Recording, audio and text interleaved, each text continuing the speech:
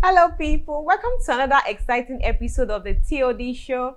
I am Odunla Abayomi, your host, and I have on set with me today one of the popular entrepreneurs in Nigeria, popularly known as Tella. I have on set with me the CEO of Tella Resources. Hello, Mr. Tella. Nice to have you on the show. Nice to have you too. Can we meet you? Well, I am Temitayo Tella. Okay. I'm a business coach and an entrepreneur. I run a business planning, digital marketing and training organization called Tella Resources. I also have a fashion business called Nice. Brands Evu. Yeah. Okay, that's so what I do. Tella Resources. What's the vision of the organization? Well, our vision really is to assist organizations and businesses, as the case may be able to plan their businesses well, solve their marketing challenges so that they can achieve better sales, and also to train their staff around Okay. marketing and sales. So it's just to help them kickstart and scale easily. Okay. Yeah. So can you give us a brief insight through your journey, starting and where you are right now? Okay, it's my 12th year in business. I started Wow. quite early, um, since 2010 as an undergraduate at the time, and I started with my fashion business. Okay. So when I started out, I was into doing packed Ankara shirts. So I was making ready-made Ankara and Adire shirts. And along the line in 2012, I went online. Okay. I took my business online, had a Facebook page and a blog, and then an Instagram page. No, Facebook page, I was on Instagram at the time. So I started out pushing my brand out there, and I started using digital marketing, specifically social media ads. So that skyrocketed my business. I started having clients all around the world Through social media. through social media. So the UK, US, South Africa, at the time Malaysia. So it opened my eyes into, because at the time I don't even sew. I don't even sew till now because I have my technical guys who do the sewing. Oh, okay. Mine is just business development and quality control. And So then source for clients. source for clients. That's basically what I do. So I have my team, and business grew. In less than 5 years, I had 13 staff. Where I was in a 3-bed apartment Wow. in Surulere and all that. So that opened my eyes into what was needed for businesses to scale. That's the use of digital marketing to push their businesses. So I studied accounting, and right from Okay. school, I had always wanted to be an entrepreneur. So my accounting knowledge gave me the insight into how to plan businesses and how I also planned mine. And along the line, I usually sign up for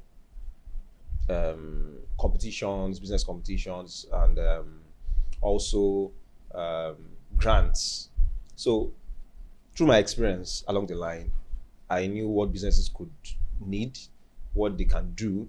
So I packaged my skills and my experiences into products, and I developed them into my second business, which is Tella Resources. So for Tella Resources, business planning, I read business plans. I've written tens of them. And I'm an award-winning, writer, business plan Nice. writer. So I won TAM Fund, I won BOI ESP, I won the Lagos State's LSETF Trust Fund. I won that as well. And recently, I was in reality TV show, the Nigeria's #1 business reality TV show, The Next Titan, The season next 8. season. I was part of the contestants. So with that, I packaged all those my skills into a business, and I started planning businesses for people, writing business plan for them, even having coaching programs for them. And I also started training their staff on digital knowledge, sales, marketing, team building, and several other skills. So since digital marketing was what launched me out, I knew that was a place to be. And I keyed into it. I started training people, and I also started rendering digital marketing solutions for organizations, services for organizations. So, so that's my journey. Okay, so studying accounting in school and then coming out to go into digital marketing world and fashion, how does it feel? Like, why not accounting? Why what you're doing currently? Well, I was a very good student. I was a decision student when I was in school. Oh, interesting. I was a decision student, but along the line, because I started out with the Polytechnic, I did A&D. I was top 4. Oh, nice. I was top 3. I was top 3. I was the third best in class in my ND. In HND, I sorted into thinking about financial independence. And in the process of self-knowledge, you get empowered. I figured that to be wealthy, you have to do something on your own. Yeah, to be wealthy, you won't get wealthy with the normal process the society has carved out for you. So when I got into my HND, I knew what I wanted to do already. I knew I wanted to be an entrepreneur. So I focused more on that. And yeah, naturally I should have been an accountant. But my interest. But you still use the accounting skill, yeah, in your business definitely, plan, definitely, relating with your clients and all of definitely, that. Definitely. I still use the accounting skill. In fact, it's my cash cow. If I wasn't an accountant, I wouldn't be here talking about business planning. True, that's Even true. while before we came into the studio, I still have clients I'm still prospecting, regarding writing business plans for them and discussing business models and all that. So, however, being an entrepreneur, wanting to become an entrepreneur pushed me from accounting. Okay. However, I've not left accounting till now. And then I figured that fashion lies in the physiological needs of humans. People would clothe, people would eat, people would house themselves. It cannot die. It's something that would always remain. Although it's competitive, but I know I carved my niche for the fashion business. I am focused on men clothing or men's styles for women, for working class people, those who are social media savvy. Where we are right now, we don't even have a signage, but we still sell to people in the UK, in the US, and the likes, because it's social media business. You leverage on social media. So if you're not on social media, you're not our customer. We don't even want to sell to you. So we rarely have walk-in customers. Okay. So we just we create our designs, we market them, and we send to people all around Nigeria, Lagos, Abuja, Port Harcourt, everywhere. So the fashion industry currently, what do you have to say to the current state of the fashion industry in Nigeria compared to what we had 10, 15 years ago? The fashion industry right now it has gone gaga. It's so wonderful. We have new entrants every time. I mean, it's such an industry where the competition is going to remain high. However, creative people, one. Secondly, those who are business-minded, who know how to row their boats even when there are turbulent times. I've had my ups and I've had my downs too in the process. I've gotten my hands beaten and all that. But tenacity must be there for every entrepreneur. That's going to keep you relevant. Secondly is that you understanding how to run a business, undergoing training, because it's beyond the technical skills. What differentiates you from a tailor is because you can run a business. So if you can run a business, I mean, you are going to control or manage the tailor, the delivery guys, the marketer, the sales, and all of that. Then that is what will survive you. That's what you make. That was what would make you survive in industry. We see people who just jump into the industry and want to remain a tailor. Well, if that's a space you can do, be the best tailor around. If you want to be the best, I mean, you want to survive in the business of fashion, be the best person in the business of fashion, like us. We are into the business of fashion. So the industry is doing well and can take lots of more people. However, now, what people should be looking at around fashion now is using the metaverse. We are coming there very soon. So way back, I was talking to an apps developer way back. I'm just shocked that metaverse has brought into being what I was thinking at that time. Because with my clients outside Nigeria, there's an issue of measurement and all of that. So I was thinking of a possibility of having an app that can scan you and give you your measurement. So we use that to produce. So we have that right now. We are very close to AI and all that. So that's very possible. Also about styling. Now it's possible you can pick your styles, create a caricature of your figure, of what you want, your figure, then you pick what you want to wear, they put it on the figure, and you see how it could look like on you. So we are going, I mean, the fashion industry is going haywire. So it's actually improving more than what we had 10 years ago. Yes, more than what we had 10 years ago. Okay, so Mr. Tella, can you give us a decent difference between a tailor and a fashion designer? Well, I think it's just a social thing. Okay. For me, it's just a social thing. However, there's a distinct difference. A fashion designer creates designs. Okay. Yeah. Sometimes a fashion designer does not even know how to sew. Sometimes. Yeah. But a tailor sews. He cuts, he sews, and all that. So, but we can use the words interchangeably because some people, they are fashion designers, they still sew. You They know, are fashion designers, but and they still they sew. still sew. Okay. Yeah. Well, there are some people who sew that they can't design, they can't create There's their own this unique designs. is pattern drafting, Yes, right? there's pattern drafting and So there's tailors freehand. don't really use pattern drafting. Well, anybody who does pattern drafting now claims they're fashion designers.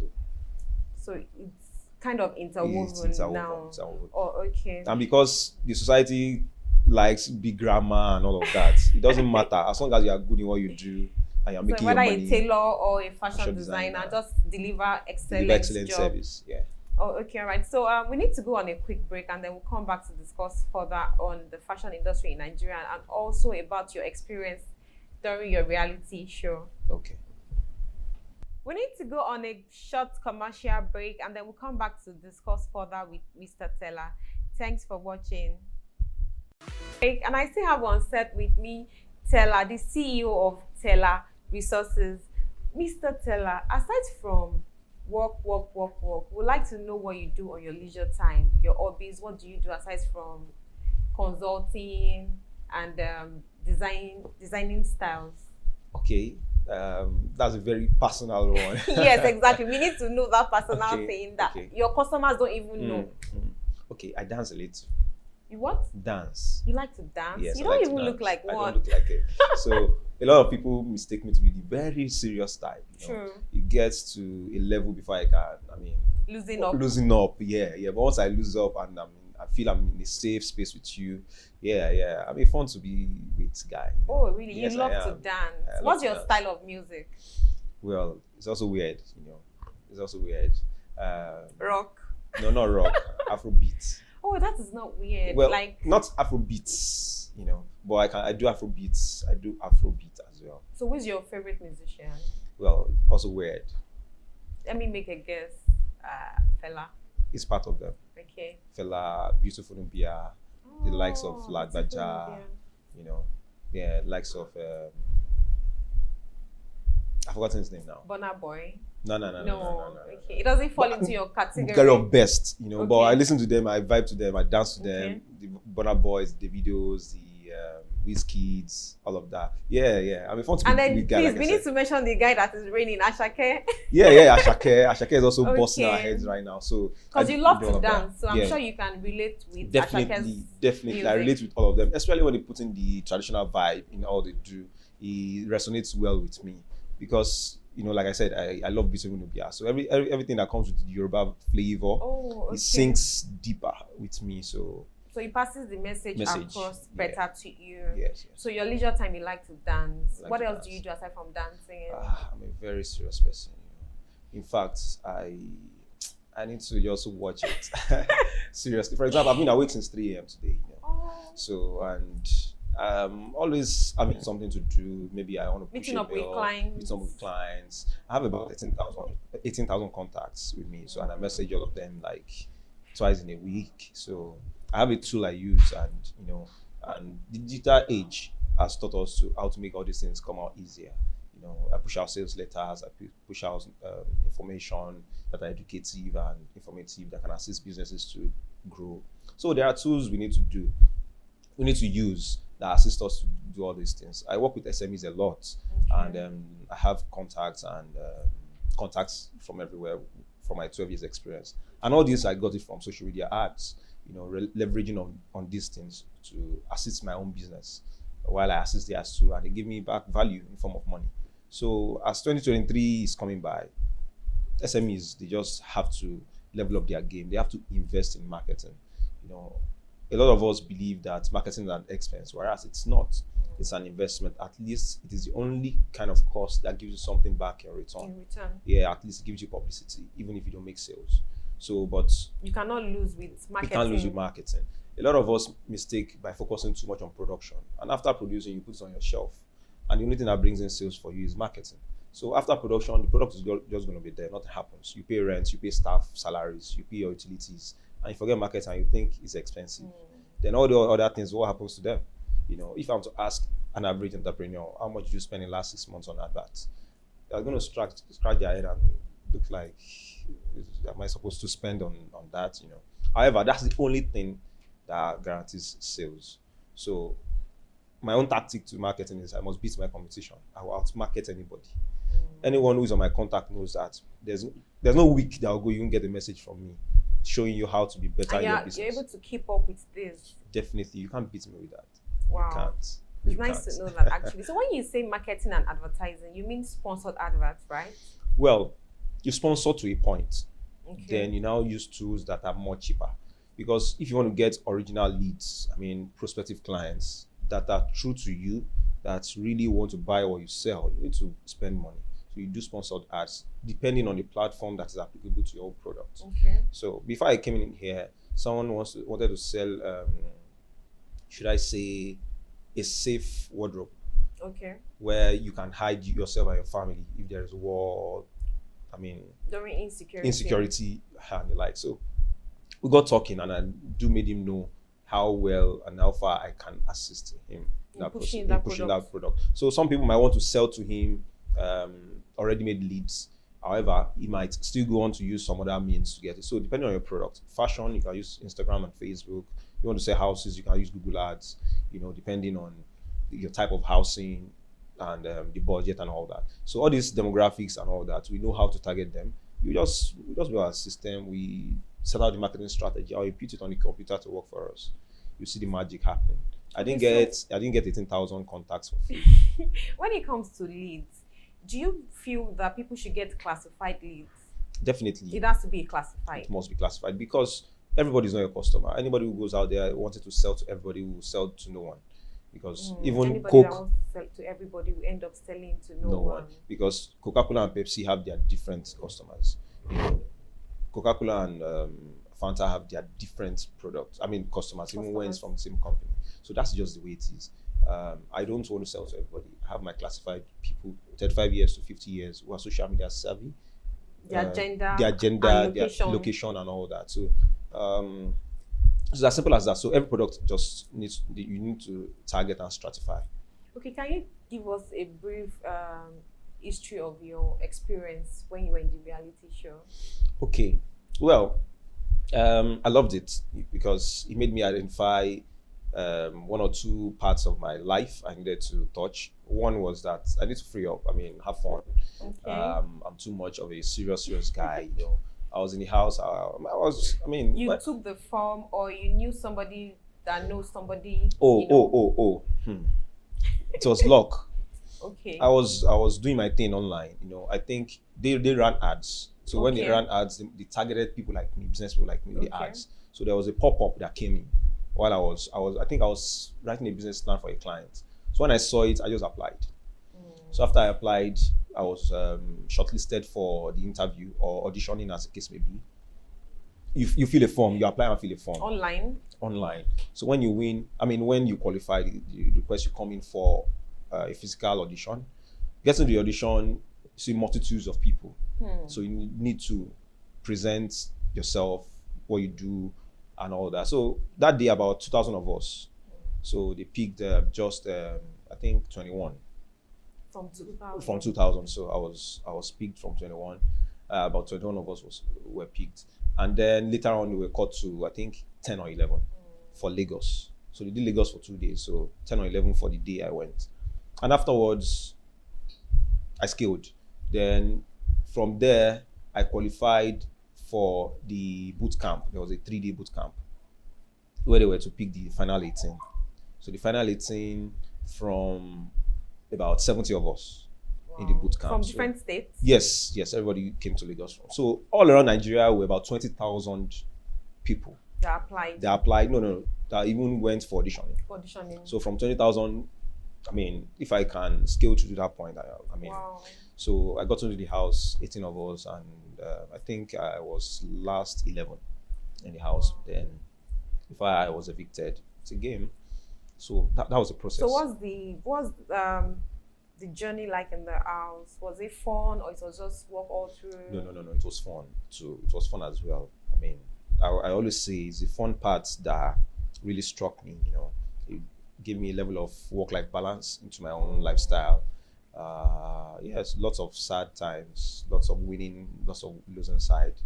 But I was the least person who lost in the house because I kept winning immunity games. So I think I won immunity games twice or thrice. So that was it. Was fun, and I was also on the winning. My first loss was the only loss that took me home. Oh, Yeah, that's so that was the sad. first But time at I least lost. it's a big milestone for Yeah, your yeah, journey. yeah. It was. Okay, so running a brand in Nigeria, I'm sure you have some challenges that you face. Would you like to discuss some of those challenges? There are lots of challenges. First is government policies. Policies. Yeah, government policies. It seems like everything government has in stock for SMEs to challenge them, not to make it easy for them. It seems so, you know. If I keep mentioning now, to look like I'm talking like a politician or talking against the government. No, feel free. But- Actually, you can mention one but or two of generally, those policies. Yeah, generally. Is it the policy online or running offline? We now have new policies running sponsored adverts. I'm sure you're aware of Yeah, I'm that. aware. So that's an example. When you want to tax everything, it gets funny. It looks like the government is going rogue by just wanting to make money from all this Every avenue. every avenue. Even going on stifling the entrepreneurs themselves. So that's one of it. The presence of social amenities, for example, people tried to do delivery services. They brought up several. One delivery bike can have or company can have like 20, 25 permits. Even ordinary bad roads is going to have. So you actually face this challenge of delivery, running your business as well. Yes. So I can relate with that. So that's for me, who does not even run a delivery business. But you use their services. I use their services, so it's going to affect. Per local government they take permits. Per local government they take permits. I mean, it's funny. Even when people try to enter into the space, also they raise the bar, like requirements. The people needed to come into the business and all that. Electricity is part of it. You need to run generator, no matter how small it is, even as a fashion business. I think the electricity part is actually a major challenge that most businesses face in Nigeria. Yes, it is. So if I'm not using it for my fashion business, I'm using it for my consulting business. I need to. You have to be online every time. Charge your I'm always laptop. online. I use 3 phones. Power banks, all those things. I take classes online. So electricity is part of it, and it's no more cheap. No more cheap. They reduce the rates. The units they give to us. Even when the companies have failed, they keep backing them and buying them off. So it's challenging. However, as entrepreneurs, your job is to win irrespective of these challenges. So they are there. You identify them and see why or how you can solve them. Really, that's your job as an entrepreneur. So it's not about you just coming out and complaining. No, you have people who are still making it. True. Even with these challenges. So people like us who are stuck that yes, this is my way. I must win in this fight because entrepreneurs are the soldiers of the economy. That's true. They're the ones fighting to hold the economy going up. So there are challenges. So moving forward, how do you think government or some certain bodies can help SMEs grow in Nigeria? Okay, I know of Smedan. Yes. Smedan is doing medium, enterprise. Smedan is doing well with a couple of things. Yes, they have some policies regarding health insurance for entrepreneurs. They have trainings and all of that. LSCTF by Lagos State as well have lots of programs. So what entrepreneurs really need to do is to position themselves to be opportune to key into all these offers, to these opportunities that are coming in. Have you ever done any application for grants during your journey? Yes, I have. Did you win? Yeah, I won. Should I say partially? Okay. Why I said I won, I counted a couple of them to you the other time. Yes, PE, BOI, TAMFON, LSTF. I usually win all of them.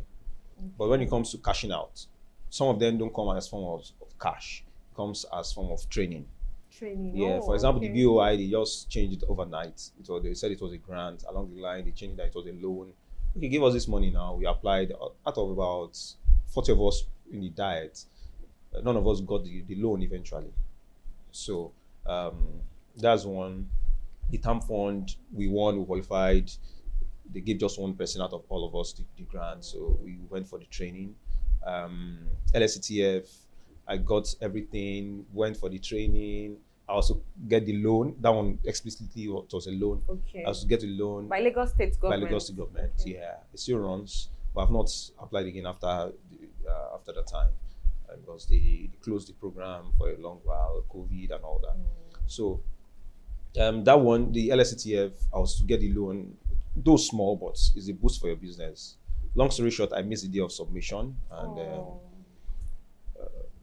I'd gone for all the trainings, everything, opened the account, done everything. Well, as we have it, maybe it's not in my time. I know. Okay, so there's this impression people actually have about grants, especially in Nigeria, that man, it's scam. You just fill form all day and they don't get back to you. So it's not true. They actually get back to applicants. Yes, grants are real. They are real grants. They are real. They are real. Yeah, people cash out. People get these monies, and one of the best sources of funds you can ever get as a startup business, or as an SME. It's one of the best you can get.